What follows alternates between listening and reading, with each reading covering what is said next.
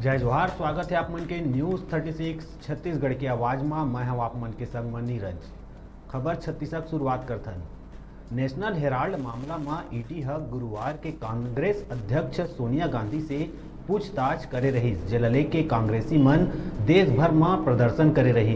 प्रदेश में भी सीएम भूपेश बघेल समेत कांग्रेसी नेता और कार्यकर्ता मन विरोध जताए रही। यही दौरान सीएम बघेल पूर्व मुख्यमंत्री डॉक्टर रमन सिंह ऊपर निशाना साधत हुए कई आरोप लगाए रही, जेकर पलटवार करत हुए पूर्व सीएम डॉक्टर रमन सिंह चुनौती देवत कहिस के अगस्ता से लेके चिट फंड सहित कोनो भी मामला में अगर ओकर खिलाफ 1 रुपया के गड़बड़ी के भी प्रमाण आगू आही त सार्वजनिक जीवन से संन्यास ले लूं के बात कहिस।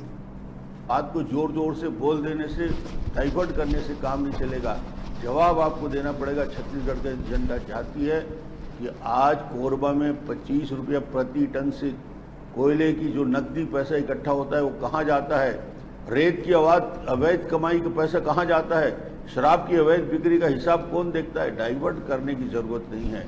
डाइवर्ट मत करिए। आप बताइए उन बातों को जो छत्तीसगढ़ की जनता आपसे पूछना चाहती है, और बार बार ये सवाल लोगों के सामने उठेंगे।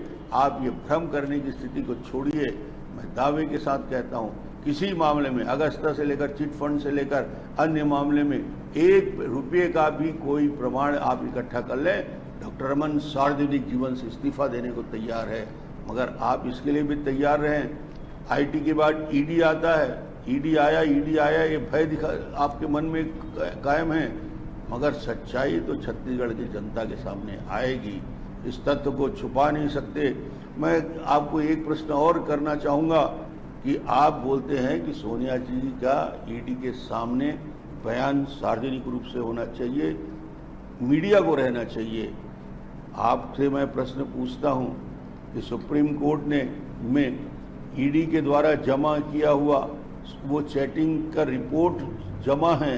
क्या आप सुप्रीम कोर्ट से आग्रह करेंगे कि वो जो चैटिंग का रिपोर्ट ईडी ने जमा किया है उसको सार्वजनिक कर दिया जाए?